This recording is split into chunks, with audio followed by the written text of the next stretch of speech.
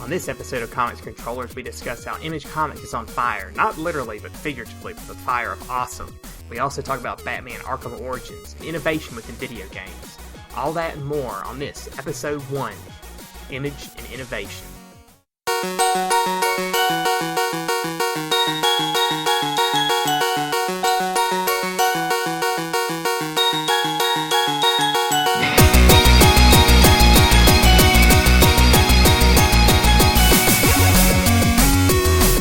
Hey everybody, welcome to the first episode of Comics and Controllers. I am Kyle, joined with my co-host Steven. How's everybody doing? Doing pretty good, Steven. So, since this is our first episode, why don't you go ahead and tell everybody what they can expect from us in this episode and future episodes of our podcast. Well, we are both fans of the world of comics and video games, so what we are going to be doing here is taking a look at what we're playing, what we're reading, what we like, what we don't like, any frustrations we have, in the market or what's going on, and have a little discussion about it, see what we can discover by taking a look at each other's experiences with these things. Yeah, and then a little bit of background with me and the comic side is I used to read comics a great deal. But about 3 years ago, I stopped. So I'm kind of coming back into comics fresh. So a lot of what I'm reading are things that are being recommended to me by Steven and other people, and then places I've just gone to look at things to see what I think I might like or find authors I used to read. So you'll kind of be getting a perspective of someone who's fresh to the industry again from me. So I think that will add an interesting view to it rather than having people who are deeply ingrained in it. And with me, I've actively been reading for a while now. I did take a small break, but my biggest thing is that I'm starting to get a lot more into the independent stuff, and I read a lot more Image, Top Cow.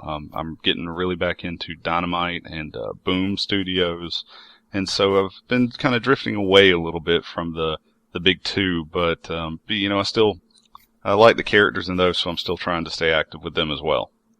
Right. And then with video games, I think we both are huge into that and have never really stepped too far away. So I think you'll get a pretty deep view on the video game side of things from both of us. That is correct. All right. Well, so let's go ahead and start this episode off. We want to talk about Image Comics and how they're on fire lately. So tell us about some of these on fire comics, Steven. Image has just been having a couple of really good months in the past a little bit, and lately I've had the privilege to read a lot of them. The first one that I think we should talk about is probably the newest one, but it's Velvet by Ed Brubaker, and art by Steve Epting. Yeah, I really enjoyed Velvet. Just kind of an idea of what it is. Velvet, it's very like Cold War spy espionage thriller. And it follows a character who I guess had gotten out and is getting back in, not by choice, into that industry. I've really dug this one. I think Ed Brubaker is probably at his best when he's writing these kind of spy or criminal type stories like this. Oh yeah, that's his forte, is spy, espionage, military stuff. That's what he loves to do, and it shows. Yeah, and I'm really interested to see, is it supposed to be an ongoing, or is it just a miniseries? I actually don't know. I know it is at least slated for 12 issues, but, the thing about smaller independent comics is it could do so well that they give it another 12, or, Brubaker could have a 60-issue series set in his mind, and, I haven't seen anything that's put a definitive mark on it. Now, Brubaker also wrote Sleeper, right? He did. Okay, because I remember reading Sleeper a while back, and it was one of those ones that was 12 issues, and it had an ending, and then evidently it did so well, they decided to do another 12 issues of it, and that was a really great series. So, and then he also did Criminal. He did Criminal, which I read the first trade of, and I loved, and I need to go finish. Yeah, I haven't read any more of that. What's Criminal about? Basically, it kind of as the title implies, it follows the story of different people who are a little bit more shady, but it's a noir kind of thriller. It's well worth checking out. It's kind of hard to explain sometimes because it does jump around a little bit, and like the different from what I've been seeing, different story arcs follow different people, so it's not always connected. But it's definitely worth checking out. So yeah, I'll have to take a look at that. But so along with Velvet by Ed Brubaker, there's also Jupiter's Legacy by Mark Millar and Frank Quietly coming out through Image. Yes. Yeah, and those two are teaming up again. And they make a great team. His art, Quietly's art really helps the story, which I love. It's one of my favorite books out right now. I don't know. I like Quietly's art, but sometimes, like, I think he draws faces odd sometimes. Some of his expressions, I will agree, don't... It's almost like somebody caught, a face in that moment where they had the worst possible expression on their face for that emotion. Yeah, like he's drawing people mid-sneeze. Right, exactly. That's exactly it. Or, right. So, like, there's a picture in, I believe it's in, actually, Jupiter's Legacy, where somebody gets punched right after, and the lips look like it's just in that mid-flap of, like, I just got punched in the face. Yeah, I'm not saying his art's bad. I do like it, but sometimes his faces, I have to stop and think, like, what emotion is this face trying to show to me? Because I don't really understand it. Yeah, I'm a fan of Quietly's art. I don't think it's the best by any means, but he's a good, solid artist. So what do you think of Jupiter's Legacy? Well, I really liked Jupiter's Legacy a lot. It was a very interesting look into the kind of the family that the book sets up of characters. I like the whole idea with the Mystery Island. From what I understand, issue 4 is going to go back and explain some more about that. I like the big 3-issue setup, and I won't spoil it for anyone who hasn't read it, but the first 3 issues, of course, are the big setup to what's coming for the majority of the series. I believe this one is supposed to be 12 issues. I think he's ending it at 12. Okay. And I think the first 3, I think he's doing it kind of like in a acts, 3 to 4 acts, and this is the first act. And now that we have the giant setup for the oncoming big battle, okay. I really like the majority of the characters. There were so many that first that it kind of took a minute for him to get everything settled. I really don't think I liked any of the characters explicitly until the second issue, but once you kind of get to know them and get a little bit more in depth with what's going on with their lives. You have the son who wants to take the throne, but really he's not ready, and his dad's never going to let him do it until he is ready. And the thing is that because this is like their world, it's the adults' world that they have set up and helped create. They don't want to give it up either, I don't think. Well, I don't think anybody could even do the job they wanted him to do. Like, I don't really think there's I don't think there's a likable character in the series. Like, I'm not saying that they're bad characters. I just don't think any of them are good people. And I don't like any of them. Maybe that's the way he wants it. Well, I think the character that you're supposed to empathize with and is the daughter. Person, well, I think at first, but think about what the next issue is. It's they're going to have the kid, and they're going to step forward in time to where the kid's going to be older. And so I think that's going to be your kind of, maybe not your main character, but that's the one that everybody's going to root for. I could possibly see that. Yeah, I mean, I really like the series. It's pretty good. What you had asked me a question about it in Watchmen. Yeah, I have seen several people actually comparing it, because as Watchmen kind of took the superhero group and, takes that dynamic and shows how it can fall apart and how everything can go to, bad so easily. This seems to do the same thing, but with the superhero family.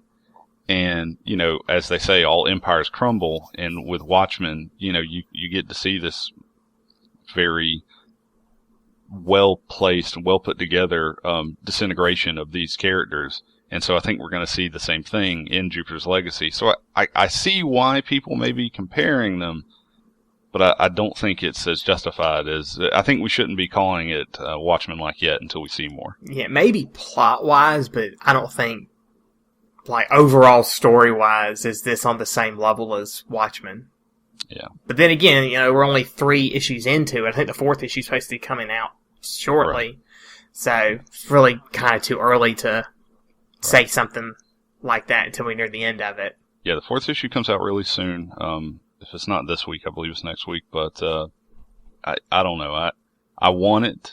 I would like at the end of this series, and I won't state this until all 12 are out and I've read them, but I would really like to be able to compare this to Watchmen, but I think that's a little lofty this early in the game. I think it's lofty at any game for anything to compare something to Watchmen. It is true. And we put stuff up on a pedestal in the comic industry. We do in any industry, but yeah, Watchmen and pretty much anything by Alan Moore and I don't go that far. There's some bad. He's wrote some really bad stuff too. That's one thing. I mean, Alan Moore wrote some really great stories, but he's written some really bad stuff too. That's true. But think about it. Like a lot of his stuff is almost considered, legendary at this point. Yeah. The Killing Joke, his run on Swamp Thing, Watchmen, V for Vendetta. He has a litany of stuff that's just. Oh yeah, that people, like I said, they hold in this high regard. But the point that I was making is, I think sometimes we I don't want to say nostalgia glasses, but we have this look back at something, and we don't want to compare it sometimes because we think, oh well, nothing can ever beat that, but I think there is stuff that has been written since then that obviously is just as good, but maybe it hasn't had the time to sink in as a classic yet. Does that make sense? Yeah, I could see that. I mean, it goes back to the whole argument of what makes something a great American classic. What makes it where it's like, you stop reading this for leisure and now you're making people read it in a classroom. Where does that cross come? I could see the same thing with comics. I mean, that's true. At what point do you look at something now and say, yeah, this is going to be a classic. This will be the one that everybody should be reading, and I'll be in 14 editions in a trade and everything. Yeah. I will say that if I had to pick a character out of the first 3 issues, I mean, it's going to be the fan favorite, but I got to go with Hutch, who's Chloe's, the father of the child, Chloe's boyfriend. He's pretty awesome. Well, I like him because he is the son of their former villains, and spoiler alert. Well, sorry. They pretty much tell you that as soon as you meet him. Yeah, but he's kind of got this dark cloud over him because of who his parents were, and he kind of falls into the whole. Okay, well, if that's who they want me to be, I guess that's who I am. But when and no spoiler, but when stuff hits the fan, he starts showing a lot of who he really is. Yeah. Yeah, I think he's a pretty good character. He's probably the one that I like the most out of everybody. Everybody else is pretty terrible when it comes. I mean, as a human, they're pretty bad people. Right. I mean, I think a lot of people have, this book could be summarized as the road to hell is paved with good intentions. Yeah. But Millar once described Hutch when I was reading an interview. Said he said he's our Han Solo, and I don't know if that actually made me like the character more or less, but I can see it. So, maybe I don't know. Mark Millar's one that tends to say things just to get people's attention riled up. So I don't know if I'll go that far yet. I'll have to see more of Hutch to make a conclusion like that. That comment about Mark Millar could spark a whole off-topic debate. So we'll skip that one. But yeah. So what are some of the other Image comics that have been pretty hot lately? Okay, well, to me, I think one of the kind of underdogs that's getting a lot of attention, but every time I talk to someone, they're like, no, I haven't read it yet, is Lazarus by Greg Rucka. And the artwork's by Michael Lark. Lark's artwork is really good. This is like the first thing I've really paid attention to his artwork on, so I'm at some point going to go back and look at some of his past stuff. But Greg Rucka has been a favorite writer of mine for a while. Yeah. I think the first thing I ever read by him was he did a huge chunk of Batman No Man's Land. Yeah. If you remember that series. And I remember really liking that. Yeah, I think some of the first stuff I read by him was, I think he used to write G.I. Joe. I love G.I. Joe. At one point, yeah. I haven't read much of G.I. Joe run. He's really good with military type stuff. So believe. for G.I. Joe, he was pretty amazing, actually. Lazarus is interesting because it was all spawned by he and another writer were stuck in New York when the Occupy Wall Street stuff was really hitting ahead and it was really big. And so they came up with this world where, the government had really fallen and the families, the super rich families, had basically kind of split the continent and split, most of the northern and southern they'd split most of the country and everything up and really had these mega cities kind of deal going on. Not quite Judge Dredd style yet, but everything else that's not part of their domain was what's called like the Badlands and stuff like that, and the people who live there, who are the poor, are called the Waste. And so it's an interesting setup, and it's like a modern feudal society, basically, where you have these super rich that take care, in quotation marks, of the poor. Right. But they basically keep them poor and keep them enslaved, and they basically just feed them and house them, and that's about it. And it's not like they live in great conditions, or they're treated great. So, well, I mean, in the first issue, there's an event that happens that shows how justice is dealt out amongst the Waste. Yeah. It really, I enjoy it. I think it says a lot without being too preachy. And I don't know, toward the last issue might have been a little bit more, but it's done in a very smart way. The big thing is, though, that the main character, who is probably one of my favorite new characters in comics of 2013, is Forever Carlisle, because she is the Lazarus of the Forever family. And each family has what's called a Lazarus, which is basically a person that's really, really hard to kill. And they are the protector of this family. And they're genetically altered and engineered to, she can take getting shot really well. And shot and stabbed and beat up and then comes back. I always thought like they were immortal, like they couldn't die. But I guess it just takes a whole lot. If I remember reading the essay at the end of the comic, because he talks a lot about the stuff at the end, if you read the bonus pages, I believe they can die. It takes a lot, But I love it. I love the character. I was really shocked when there were people actually complaining that they thought she didn't look, I guess in lack of a better terms, they thought she was too mannish. She wasn't effeminate enough. Yeah, she is drawn kind of, she's not like some crazy looking chick dude, but she is trying to kind of mannish, but I don't think there's a problem with that.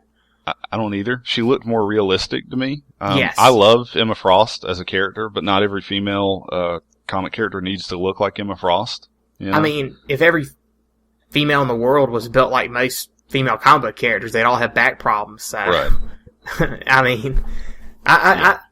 think that's kind of I think that kind of argument about that character in Lazarus is more of a comic book guy's argument, because that's not how all the females, that's how all, they don't want females drawn like that. They want them drawn like the Emma Frosts and stuff like that. So, and it's really sad, because I think, that's another thing that goes towards males' expectations of, females in comic books, movies, everything in the kind of the entertainment genre. But I never thought at all, when I first started reading, I never thought, oh, that's an unattractive female or anything like that. She looked fine. She like I say, she looked more like a realistic woman, and also because of how much she is a physical person, how she is out there fighting and doing these things, I thought it looked.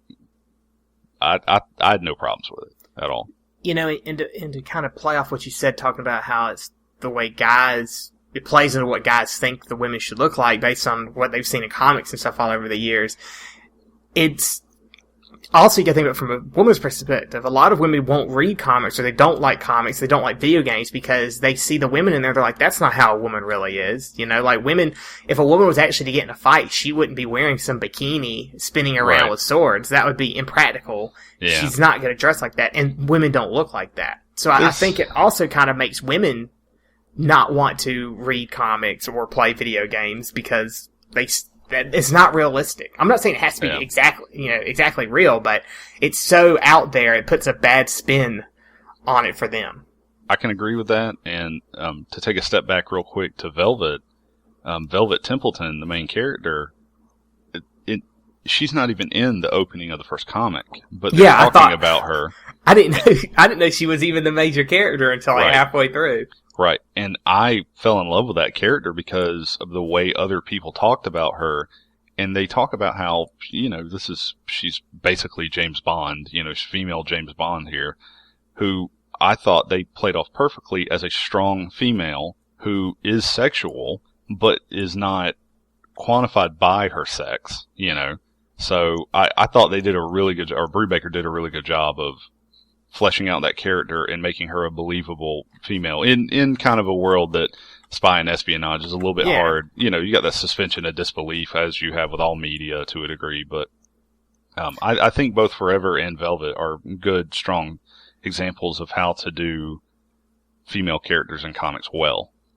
Yeah, I agree completely. And just to kind of go back to how comics and stuff like video games kind of set up your perspective of women or men, is that I think growing up, reading comics, every super attractive female is a redhead. You had Mary Jane Watson, you had Jean Grey, all these characters like this. Black Widow. So nowadays, redheads, I'm just like, automatically, I'm like, oh, she's attractive. I have to really think, like, oh, well, it's just one of those things, like, because of comics. I tell people all the time, redheads are automatically attractive to me because of comics. I grew up being taught that redheads are attractive. See, now you have me questioning if that's why I find redheads attractive. I question any guy who read comics. Do you think redheads are attractive? The majority of them will say yes because of that. So, well, there's one more. Maybe because most of the blondes start off as bad guys, like Emma Frost and Silver Sable. They start off as bad guys, so maybe that's why I'm not too partial to blondes. Maybe. You're right, though. I think there's one more that in this conversation leads into perfectly because it's written by Kelly Sue DeConnick and the art's by Emma Rios. They both did Pretty Deadly, which is a great example of a couple of strong female characters and well done characters altogether. Is this Western about this almost mythical or epic story of these characters and what they're going through. Yeah, now I'll go ahead and say this. I did not really care for Pretty Deadly. I felt it was almost too artsy at times. Like, there's nothing wrong with artsy type comics or stuff like that in the comic industry. But for my taste, I felt like it relied more on the artsiness than it did the actual story to try to push the comic. If we're talking about just the first issue, I can't argue with that at all because the first issue is very artsy. It's incredibly. It is the issue that tells very little but shows a lot, and tries to get to hook you in. And then the second one really is where they went back and kind of did more with the story.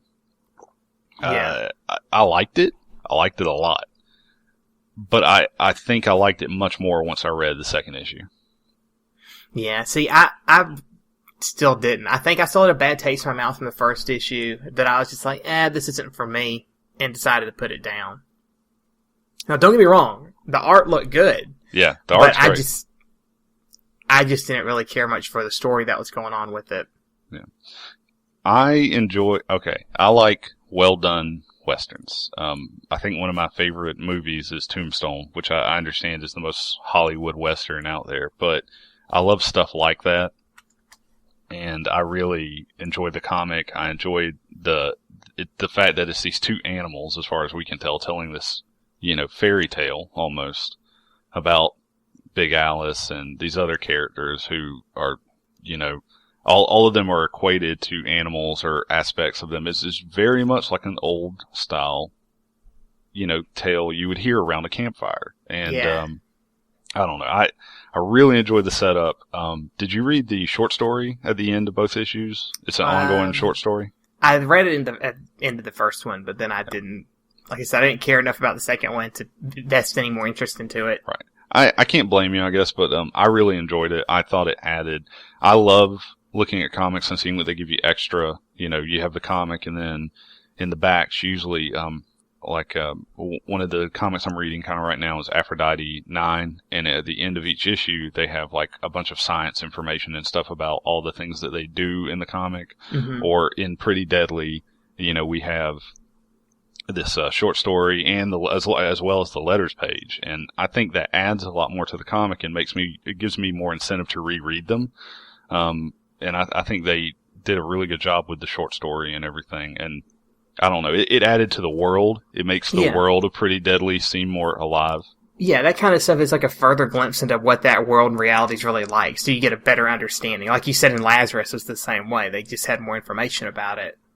So it lets the author write more about this world than they can do in a 22-page comic in 6 issues. So I like that kind of stuff. Not saying I always read it, because sometimes I'm kind of lazy, but I like it that they're willing to put that time. It shows that they've thought a lot more about that world. I'm going to say this, and this doesn't apply to every comic, but I think it applies to all 4 that we've discussed today. You can learn a lot from the letters section. Not just about the creators, but you can learn a lot about how other fans perceive these characters. And it amazes me how I can look at a character like Forever Carlisle and see one thing, and then you have all these fans that are like, no, she's like this, and I'm like, where did you read that? How did you get to that conclusion? Well, it's reading comics. It's like reading a book. Except for there's pictures that help lead you, but you still can imply things about what people say or the movements that are done or the pictures that are drawn that might not be correct. It's one of those things like, it's an opinion somebody has, and opinions can be wrong despite what people think. So maybe they have a wrong opinion based on information that they misread or misviewed. Yeah. So. That is one thing. The recent, we mentioned earlier, Alan Moore's The Killing Joke. Recently there was a big thing that came out talking about how at the end Batman kills the Joker, and then a lot of people are like, nah, that's not right, and depending on how you interpret the last page. But the other authors have now come out who have talked to Alan Moore and been like, no, he killed him. It's the only canon story where technically Batman kills the Joker at the end. See, I never would have seen that. I don't think I have to go back and look at it now, because that's not what I took it as. One of the issues is the coloring, because apparently the color originally was supposed to be red for the liquid that mixes with the water at the end. Obviously, that would have been a pretty big giveaway. Yeah. But apparently they made it more, because of the style they were trying to do in the palette, they made it more of a darker, almost brownish color.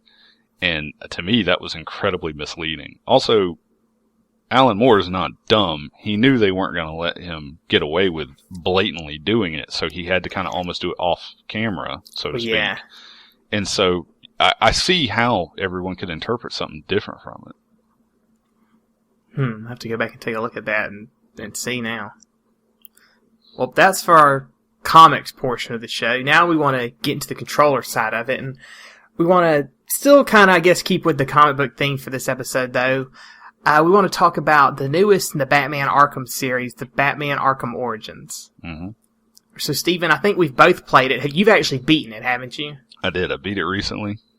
I really enjoyed it. Okay, so you really enjoyed it a lot. Now, you wrote an article about it, and you said something in there about that kind of hit me. Not bad, but it made me think about something. You said that it wasn't innovative compared to like the second one in the series, the Batman Arkham City, which was really, really good. Probably the best received. Probably the best one. Yeah. Yeah. And you said that Origins was not innovative like that one. Right. Do all games have to be innovative though in a series? Like if Arkham City hit the nail on the head and it was great, would Origins have been okay if it was, shouldn't it be okay if it was just a good story? They didn't have to add anything to it? In my opinion, every game should strive to be more innovative than its predecessor. There is no perfect game.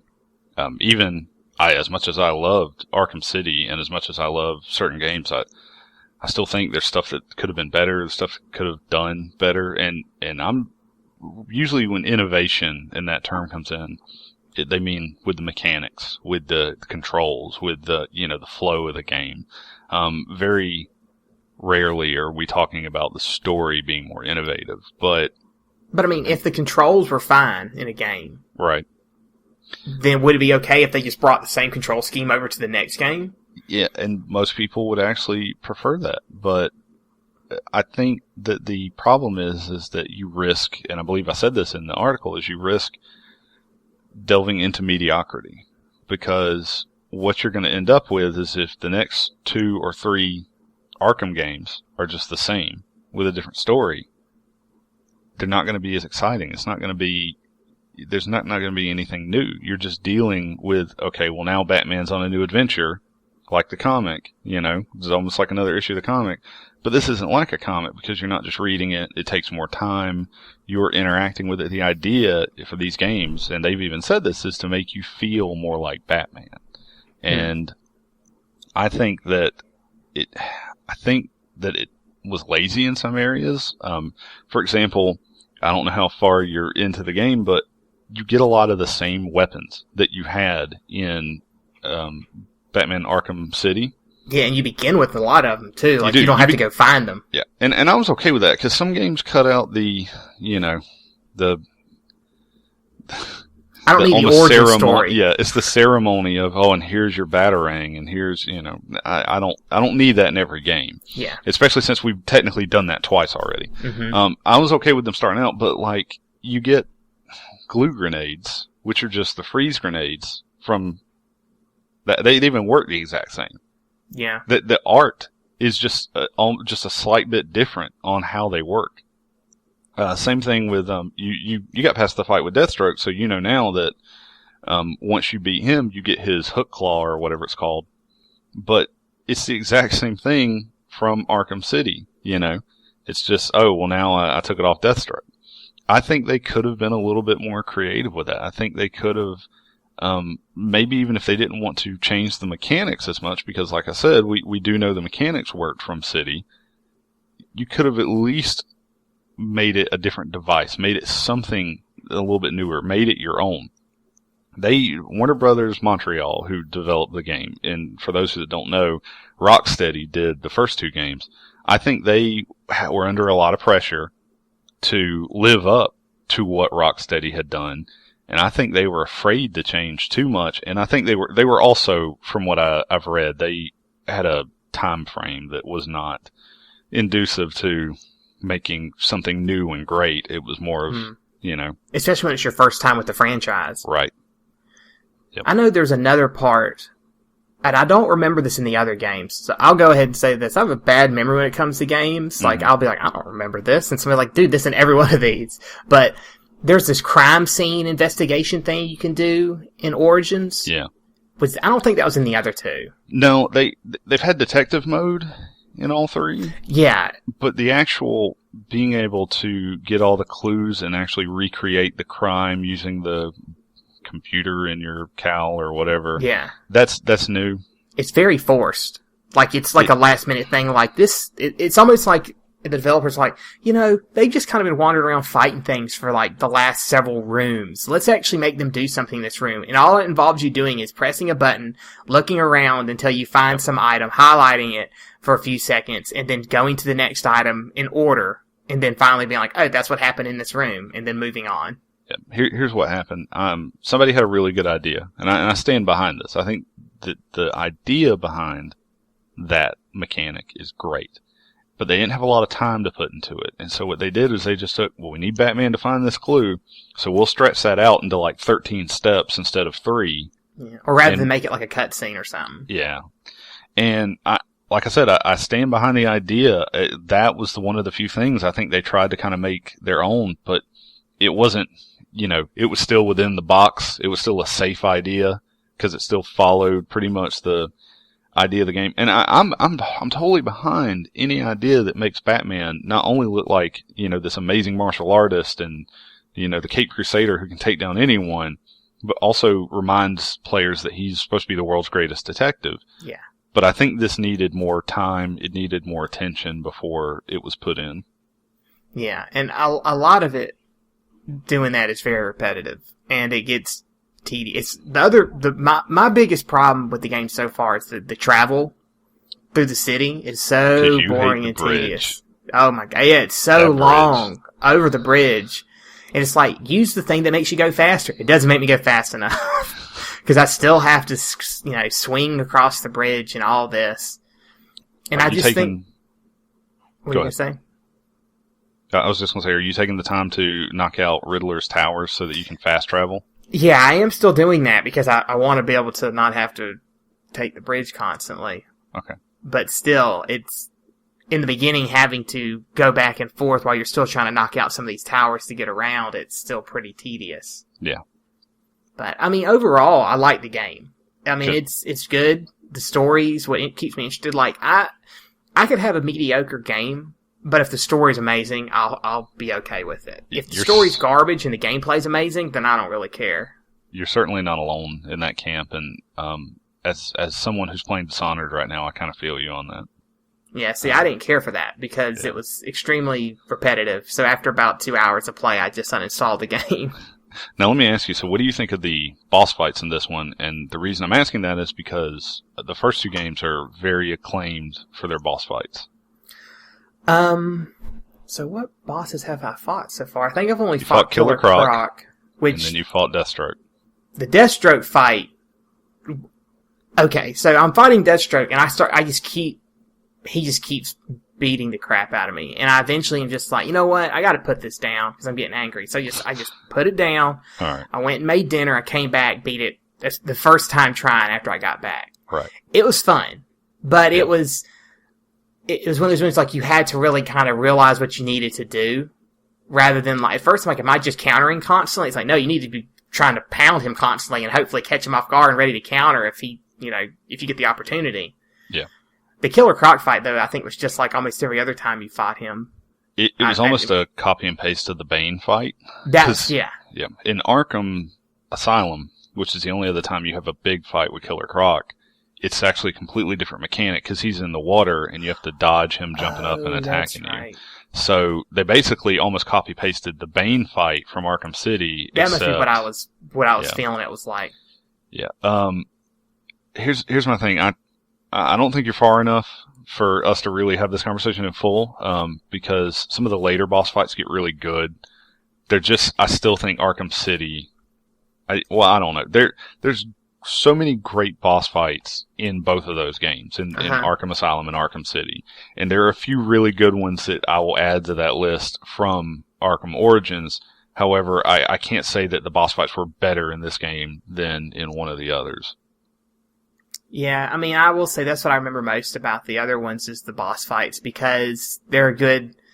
Really, that's Batman. It's you don't read Batman to watch him beat up on thugs. You read Batman to watch him go fight or search out a crime dealing with the Penguin or the Joker or whoever, because that's what his big enemies are, and those are where the real challenge is. So that's how it should be in the game, too.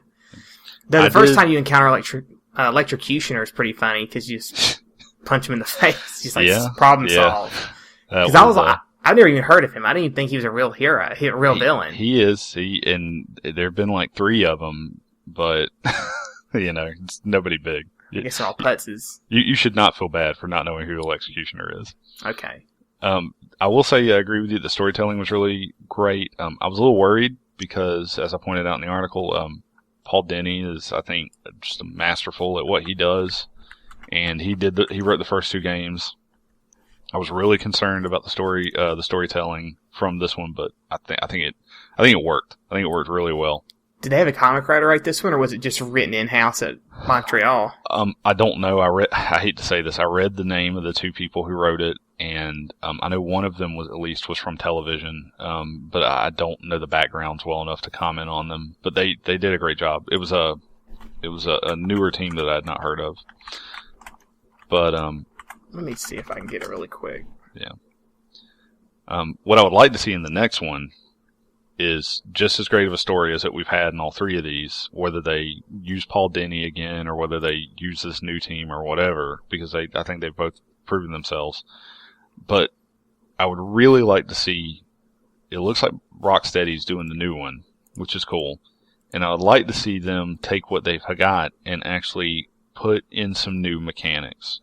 Keep the control scheme, keep the open world, keep the way the game works, because that's what draws people in, I think, because you really feel like Batman flying around the city, even if it takes you forever to get to where you're going. And, I got my skills up to where I could just drop down on a group of thugs. And, at first I'm worried, oh man, they might actually beat me. But by the time I got some of my level ups, I really, you feel like Batman. You're dropping down and nobody can really touch you. So the writers were Corey May and I'm going to pronounce this last one not wrong, Domo Wendisha. Okay. Corey May actually also wrote, was a writer on Assassin's Creed 3 and 4. Okay. And Domo hasn't really done much else. I mean, he's done some other stuff, but nothing of huge note. He wrote Assassin's Creed 1, an Army of 2, but that's about it for video game wise. Gotcha. So, I mean, they're people who've written video game stuff in the past, and right. I didn't play Assassin's Creed 3, but I've heard Assassin's Creed 4 is really good. So you can skip 3. Everybody says that.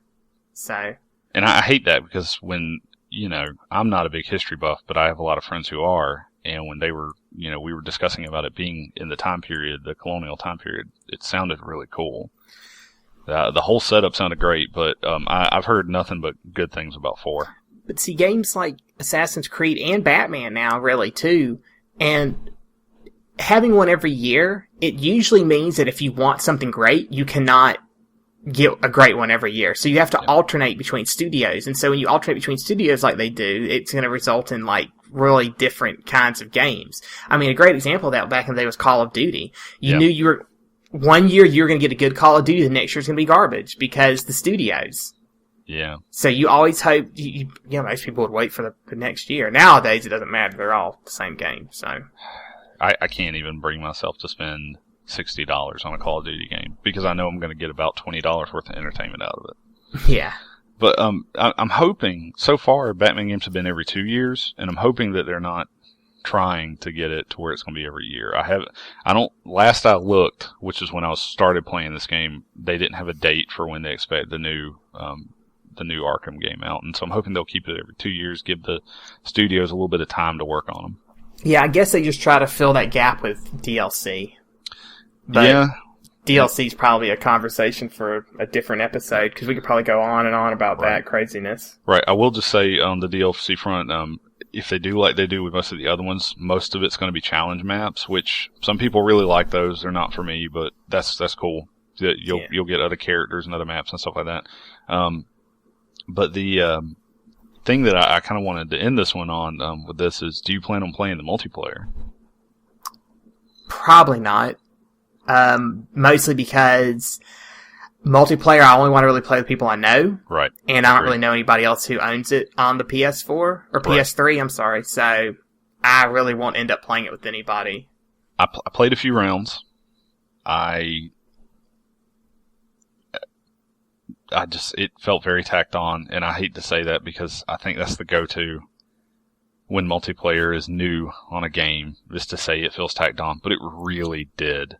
And I'm not even, they had a different company do the multiplayer. It wasn't even Warner Brothers Montreal that did the multiplayer. Well, I don't doubt that it was. That's one of those buzzwords, like some CEO in an office somewhere is like, this game needs more social networking and multiplayer. But this game shouldn't have those. I don't care. It needs more of it. Put it in. And so they make somebody do it. And then everybody's like, this multiplayer sucks. Why do we have this? I'll put it this way, and I know you and I are probably not in the majority on this, but when they say a game like Batman, a game that's not known for multiplayer, it's like, okay, we're putting in multiplayer. Saying it has a multiplayer is not going to encourage me to buy the game more, but saying it has a multiplayer is going to make me think, oh man, this one might suck more because they put time into that multiplayer, which should have been spent on the actual game. Yeah, I do fear that a lot. I mean, I agree on that part. Alright guys, well I think that's going to wrap it up for this week's episode. So if you have any questions for us or anything you'd like to hear us talk about, you can email us at the show here. The email address is comicsandcontrollers@gmail.com. If you want to follow me, you can follow me on Twitter at ZombieJesus here. Where can people follow you at, Steven? I am on Twitter at just my name, StephenWilds. All right. And I write for a few different things, and you can find all of those on my profile on Twitter. All right, there you go. So until next time, I'm Kyle. I'm Steven. This is Comics Controllers. You guys have a good one.